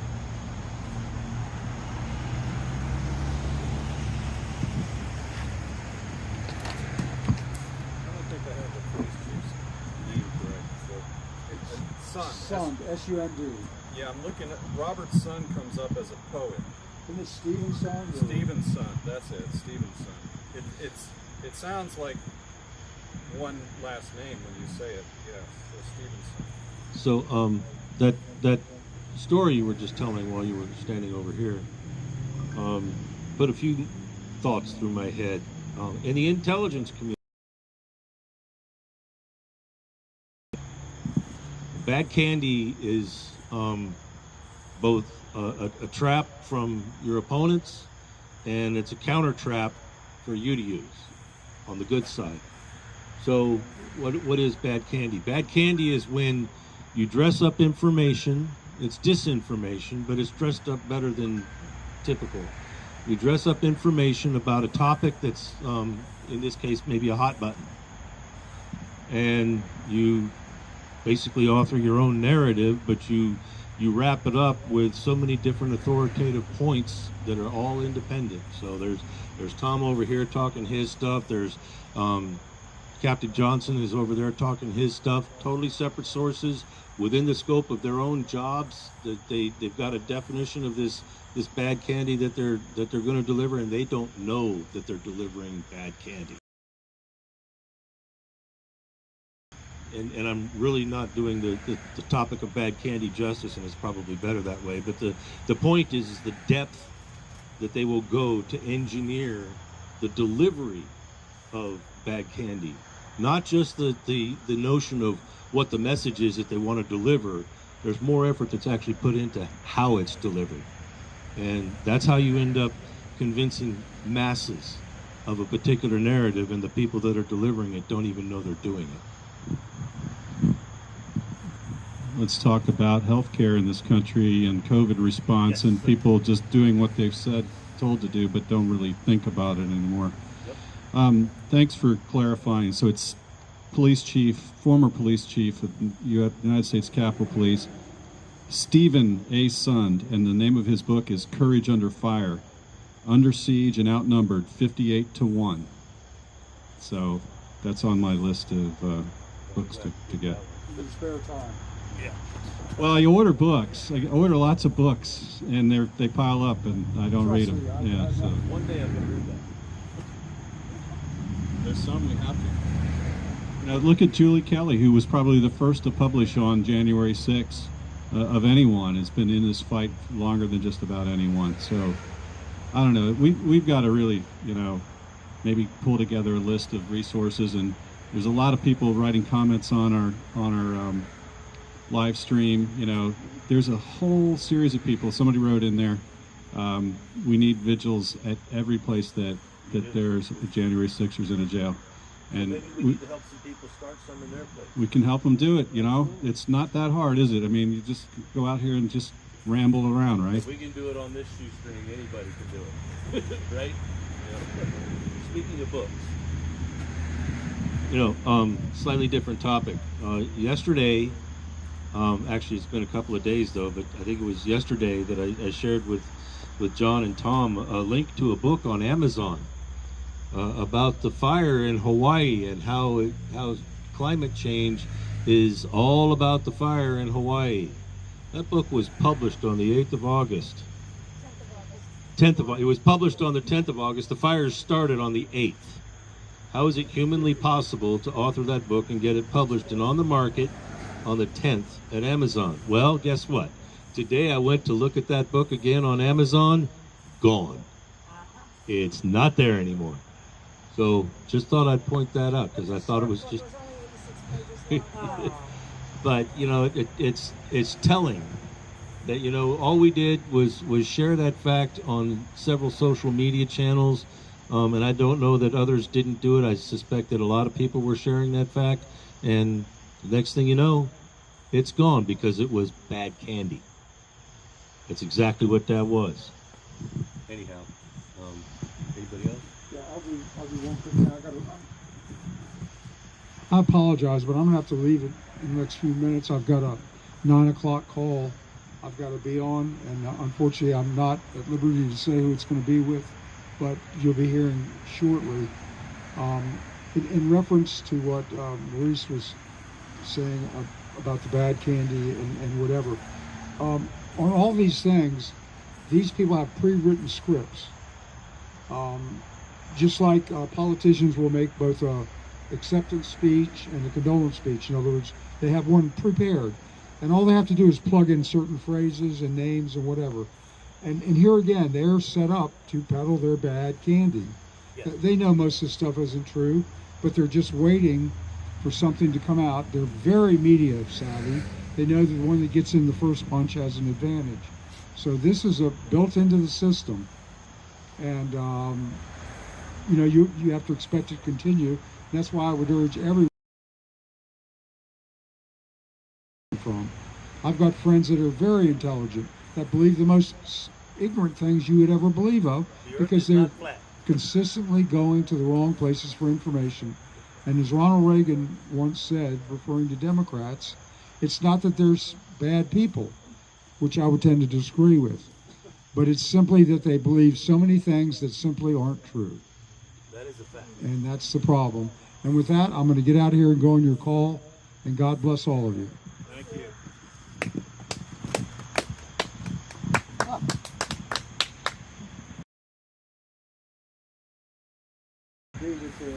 The poor boys south of Richmond. Oh, if I can get up. If I took these things out of my hands with my leg. Need a hand? I'm afraid there's some chairs in place. Where it is. What's that? Oh, you got one leg in the rock. Oh, okay, I can feel it moving. Put up Or north or south of Richmond. No, north of Richmond. Richmond, north of Richmond. What's that guy's name? Anthony Oliver. Anthony Oliver Anthony. Actually, that's not his real name. It's actually his grandfather. There's a bunch of good stuff on the net about him now. He's a great guy. Yeah. I can get it wrong. I'm careful. Well, next week I gotta bring my son. His mom gets really tired. He doesn't like the pillow. He's over there in the US. Yeah. So yesterday, Cheryl's birthday, I had surgery. we got to finally go and see Sound of Freedom. Good. 2.5 hour movie. I had tears falling off my face. 2 hours and 21 minutes. I didn't fall. I- It just, I wanted go to the hospital. to get on the horn and talk to Tim Ballard and say, no, I've already parted this group, but they teach us that stuff in the government. Every year you go through this thing called annual training. There are several different topics in this every single year. And this trafficking thing is one of them. I got 20 years worth of that stuff. So that everybody that works for the federal government knows. Yeah. They know it. And honestly, 30 years of it. I went through 30 years of it. And so they know, but do you ever recall anybody actually going, geez, I wonder if I ought to do something about it? You know, we saw, like we saw in the movie, all the milk carton faces and all that. And what did we do? Fortified with vitamin D. Cool. We didn't think anything of it at the time. We thought, well, you know, that's domestic squabble, maybe dad looking at the kids. No, that's not the way it works. Has everybody seen, have you seen Sound of Freedom? We saw it yesterday. Oh, did you? You didn't tell. So anyway, after the movie, of course, you know, there was only people in the movie theater. So get out and we all had to go to the bathroom. Right? So the ladies were, two ladies were talking, and I heard them talking about Sounds of Freedom. So I had to go into the next, you know, about, you know, go into the organization's Operation Underground Railroad, go to OUR.org. And they took pictures of my bracelets. The website's on there. So at least I educated them a little bit more about where to go. That's the whole thing. That's the whole idea. Education. Educate and get the word out. So I was, and they had no idea. It's terrifying, but you know, it's, and I know that nobody that's doing this stuff and talking to the public about it is going to say it, so I'll say it. If you're getting 800,000 children kidnapped and thrown into child trafficking a year, you would think that somebody with a criminal mind and a business mind would say, you know, we can create a facility where we can breed these children and we don't even have to never have records. They're totally off the radar. They're born missing. There is a story of a woman and her child who escaped that thing. I can't think of her name. But that's exactly what had happened to her daughter. Was born into that system and was a captive, was a nobody. Yeah. Uh-huh. Yeah. Is it still down at Whitestone, is that what else right? I saw it down at the complex there. Yeah, Compass. Yeah. Compass. Yeah, so, and I like the way they run Compass because you can tell that somebody in there has his compass set to true Right. north. They're motivated. Yeah, they are. In fact, a couple years ago, Cheryl and I were at Walmart there in Kilmarnock, and this is back when we didn't figure out that it's better to have a truckload of mulch delivered to the house than it is to take bags and anything else. Anyhow, this young kid, you know, there I am breaking my back, throwing these bags of mulch, and he's trying to stack them up nice and neat in the trailer so that we can stick them up in there. And this young kid, he couldn't have been more than 16, 17 years old, he comes up and out of nowhere he just starts helping. And I thought he was an employee. No, I'm here running an errand for my boss. Who's the boss? He says, I work for Compass, the movie theater. I'm like, really? He says, yeah, and I like the back of your truck. So I had some stickers on the back of the truck. And I was like, you know, they don't make them like that very often anymore. They just don't.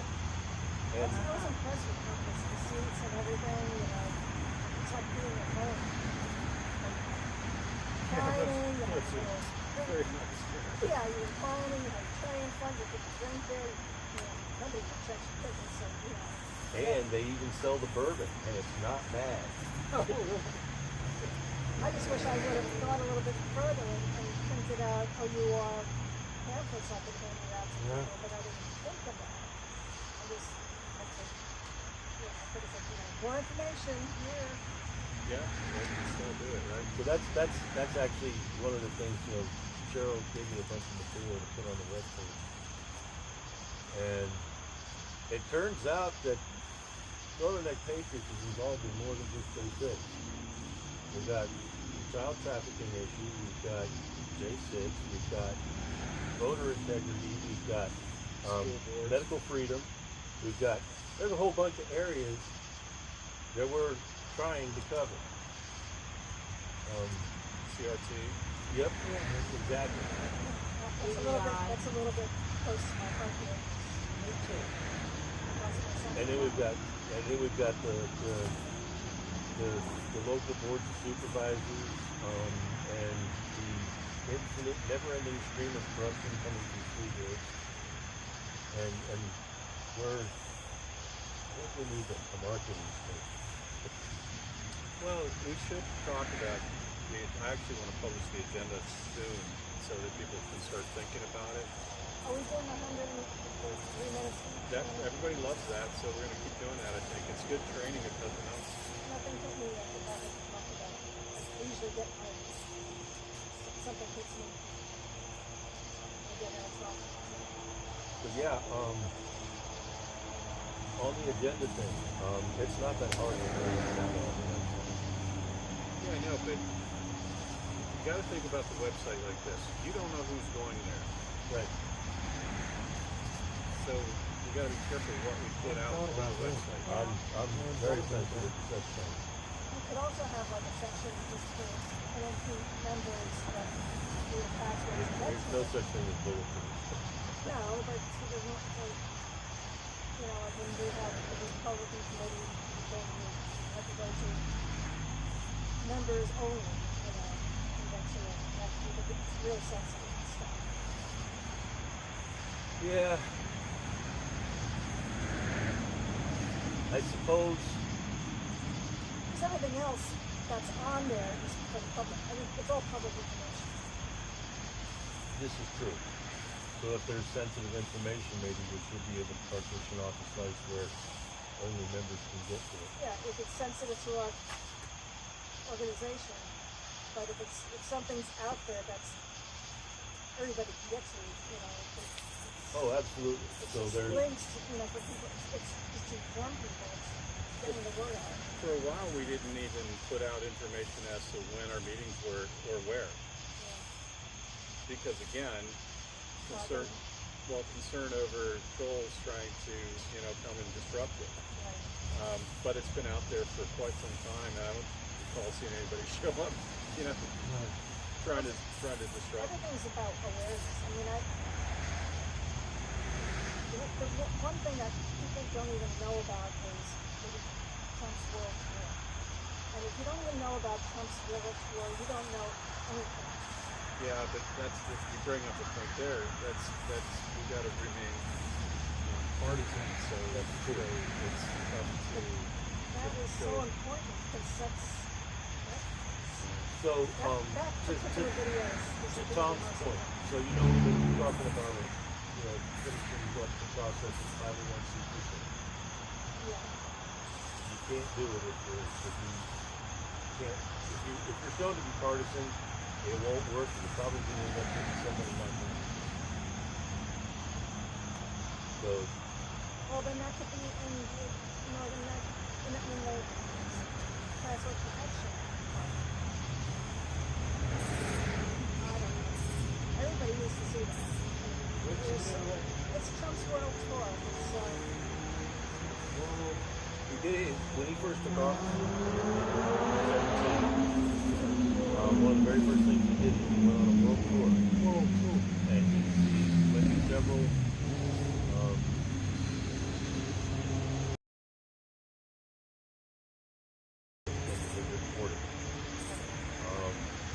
and that includes Vatican City, which is kind of like I don't know if I have your email address. And I could send you. Oh, you're going to get a lot. So, actually, a lot of it's going up on the website. So, yeah, but that world tour is like. You don't know why you could stop a world war in 24 hours. That'll tell you how. Yeah, I think we got to really use this committee as an opportunity to think about what committees are supposed to do. Right? Yeah, I mean, every committee I think needs to have sort of what is its mission, what is it formed to do, and what's a measure of success, right? And metrics, all those kinds of things. So. And it takes participation. I know you put in tremendous amount of work going together. I got personal experience in getting feedback from them is really, really hard. So, and then maybe update this when everybody's going to look at it. Well, that's another thing. And it's the same with emails we send and that kind of stuff. There's 150 people on our mailing list, but rarely do people ever respond to an email that comes out. It's just the nature of the business. People are busy, they've got work to do. If something's really interesting, a lot of people are taking the call to action and they're running off to make their phone calls, but I don't know about it until I happen to hear about it later on. Just so you know, because I didn't tell you about it, I did call Bob Whitman's office. Yeah. But I didn't, so to your point, I just said that. But that's one I want to talk about next meeting is how can we get and Sandra Hagen's going to talk about it because she's familiar with call trees and she's done that. So it's basically every person's. She thinks this is what you'll hear her say. We should have a county representative for all counties, and that county representative's job is to call a group of 5 or 6 people who then each has to call 2 people, and so on. Imagine it runs out like that. So it's sort of she has a script when she calls. She does it. She doesn't. She just basically reads her script, says thank you, and there you go. Now, on the Petersburg thing, we were hearing different information when we called. The first couple people to call were kind of catching the people answering the phone off guard. They kind of developed a story after time. Went on like, oh, you called earlier, right? That's what they told you. No, it's just I'm another female voice calling you, and you think I called earlier? No, I'm not just piling on. It's more people. But there's things that you learn, and I think the message, the script changes as you learn more information about it. Like, and I'll read that to you guys. But there was one lady who's not an active member because she's housebound, but she's really, really sharp. And she wrote a really long list of ideas of how to make those things considered. And it ties into what we were talking about too, about the develop a communication network around the area in case cell phones go down or whatever the case. That's what Dave was talking about. Yeah. I gotta reach out to him. I still. It would be a good idea. He's another. Get him more involved. He's another one of them. He's one that does.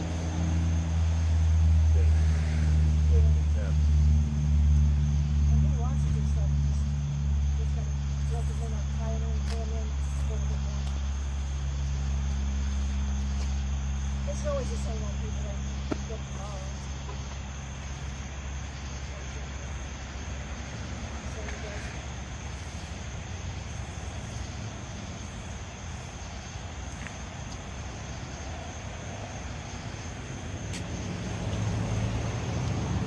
Maybe. We went to Gormouth. Okay. We made it out of DC and went to Gormouth, and they had a band, so they were super busy. Y'all come by and stop to see us. We can sing together. John Did called they you call? out. John did. He I said- told them when we were coming. Him and Andrew Saki, I saw. Yeah, we missed a couple calls. Bagman called early. Getting some nice comments on here too, which is really cool to see. Oh, people are Yeah. watching. I don't know how many are on right now, but it's pretty neat. It's been really quiet. Well, we missed a couple calls. Chris called. I think there were 2 calls that came in during that time. If Daniel calls again right before so you could do the singing. Yeah, that was pretty neat. Daniel is in DJ. Daniel Rodriguez. Yeah, he's not there. He's back. Everybody speaks around, so you don't know where they are. What? Everybody moves around, so you don't know Yeah. where they are anymore. Where DJ's in LA, I think. He's in California somewhere.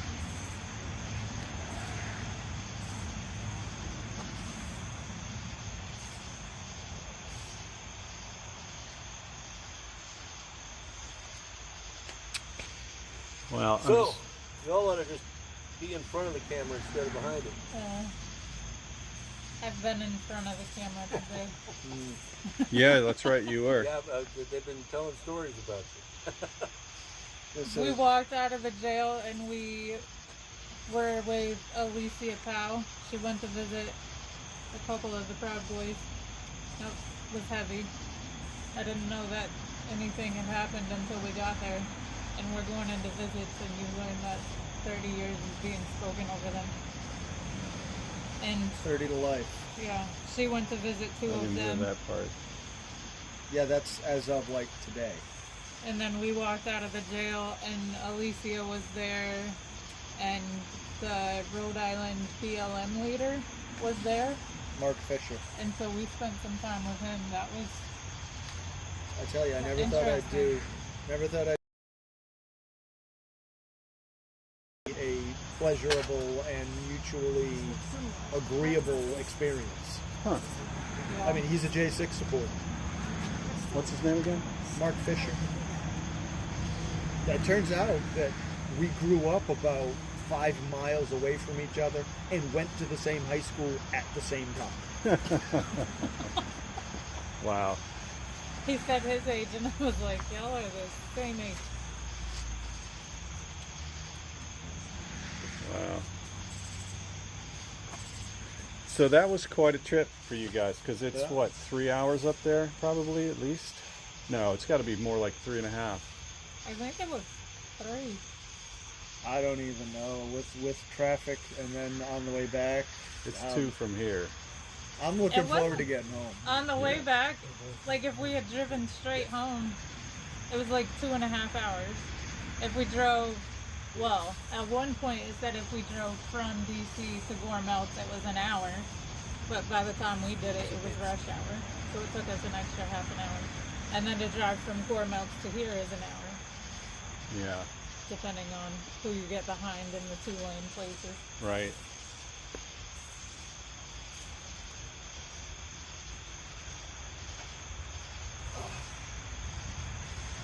I gotta stand for a little bit. Yeah. It works. 10 minutes before the anthem. 10 minutes till the anthem. So I'm going to just read a couple of these things, not giving anybody's names, but again, some of our loyal followers here. Oh, we've been sitting all day. I don't. We've been sitting all day long. We've been in the car for quite a while. All right, first comment. Everywhere there's J6 political prisoners, there should be a vigil. Agree. Yes, come on. Our government is so corrupt. Hello, everyone. Sounds like a Thank you for what you're doing. conversation just had. Bart Shively, welcome to freedom. Stephen got to meet Bart Yeah. Shively today. He was released at 1:20, right as they took them up to have the first visit. Awesome. Yeah. Yeah, have you guys seen Glory B's stream? I've seen it. Yeah, she's probably got probably video going to have on the it. interview with him because she was there as soon as he got out, and Oh, good. she interviewed him like as he was standing in front of the jail in the 5 minutes before they drove him to his first meal as a free man. Oh, wow. Oh, great. That's got to be awesome. Absolutely awesome. But it sounds like Jonathan's going to be out soon. Well, he thinks so. I mean, his sentencing is it's next week, right? No, it He got said pushed to the end of September. Did he say that? November, end of November. Oh, No, really? you're talking about two different Jonathans. Oh, I'm He's talking about John about Mellis. Monaco. Okay, Yeah. yeah, different John. I think the end of September. I thought he said. Yep, that would line up right if it works out, because he was talking about, maybe meeting us all here in October. Yeah. You think she's going I- he hadn't been sentenced yet? No.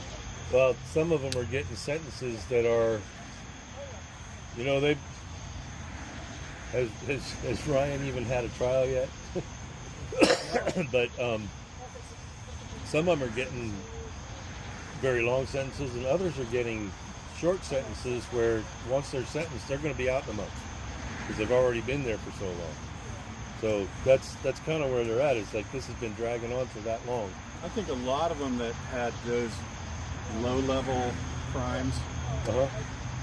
they're already, Kicking. They're overtime. It's not funny, but well, it's the ones that did stuff, like pushed on a bike rack that impacted an officer, Or tried to get CPR and save somebody's life. sprayed a fire Or extinguisher, tried to save the life Somebody's of an life. American citizen or being beaten witnessed to a murder, death. Yeah. Uh-huh. or That's tried to such a render crime. aid.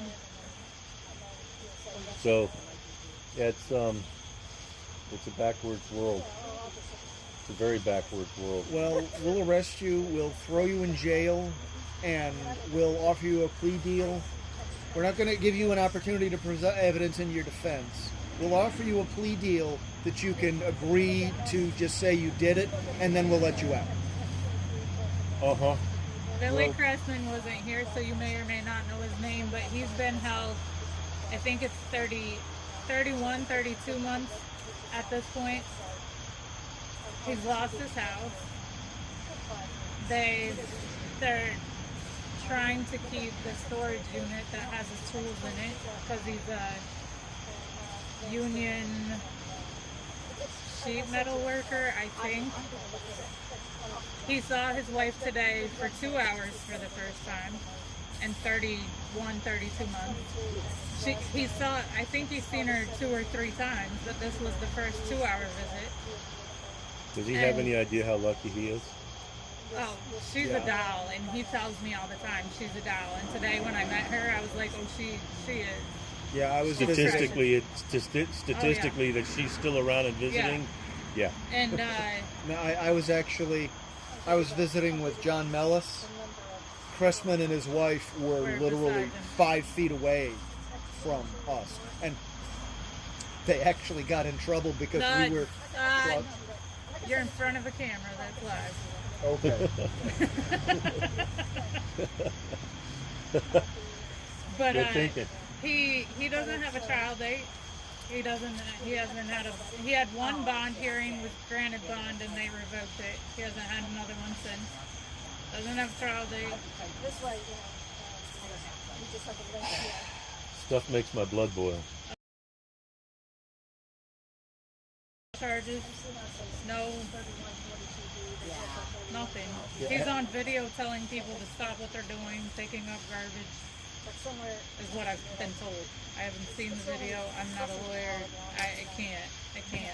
Yeah, have you guys been to visit anybody at the DC facility? I haven't. I have not. The visitations, they happen in like a long corridor, and the pairs are separated by like 3 or 4 feet, and you and the person you're visiting are separated by 3 or 4 feet, and the people to either side are separated by about 5 to 6 feet.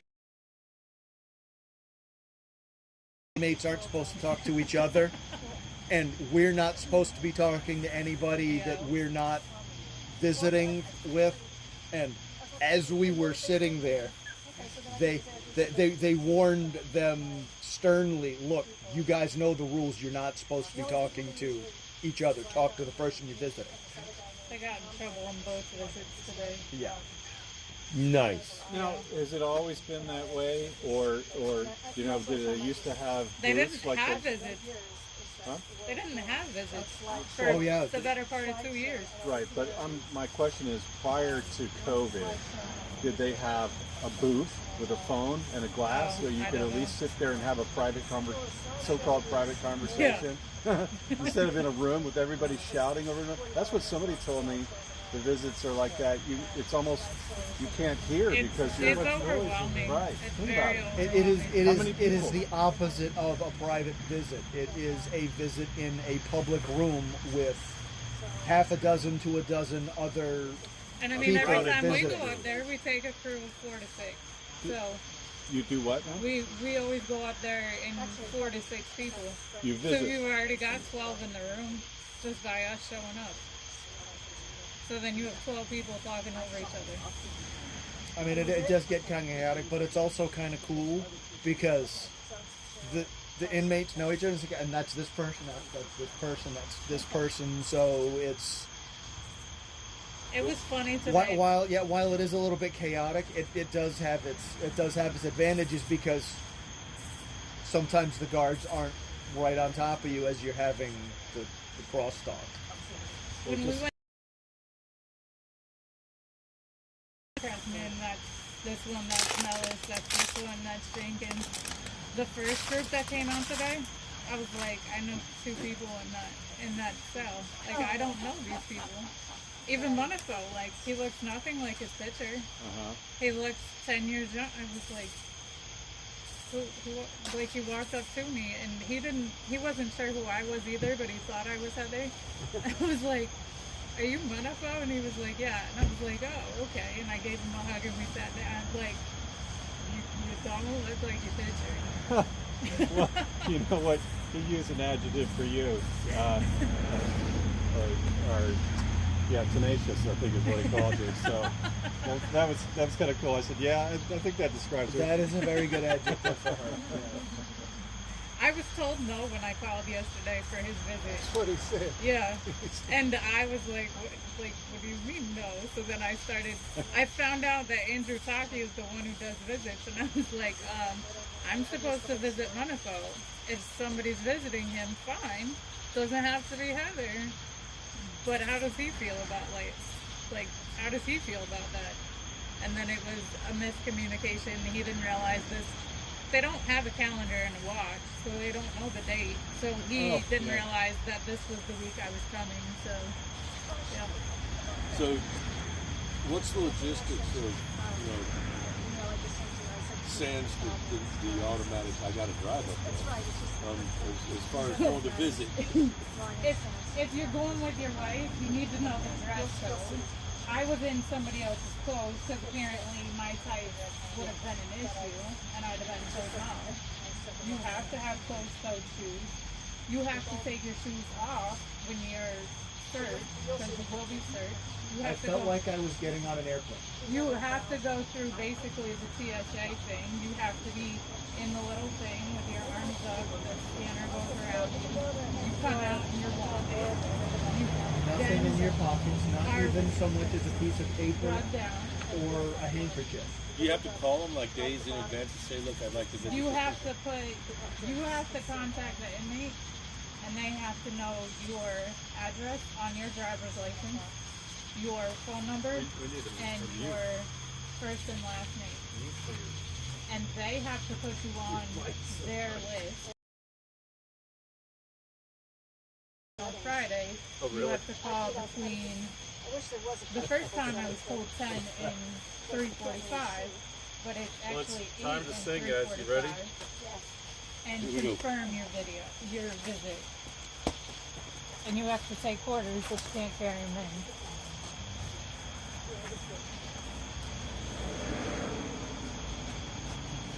All right, ready?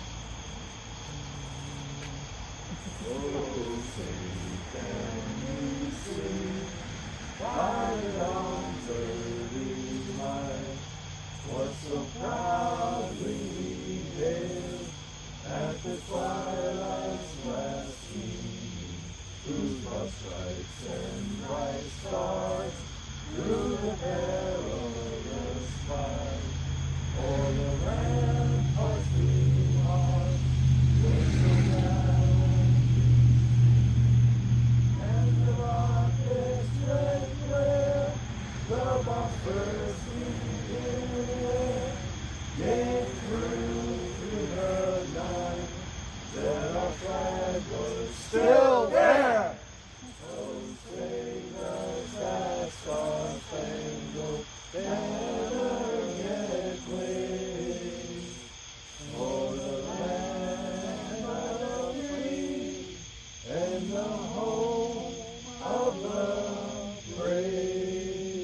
USA! USA!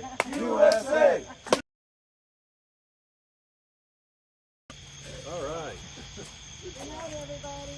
Thank you, Good everybody. night, all. Thank you so much for doing this. Thank you for being here, everybody, and thank you everyone online for watching us. Share it I would tell everybody, around and it seems like have a such vigil wherever J6s are held. Seems like such a mundane thing, but it seems to work. It takes a long time, but it seems to work. Good night.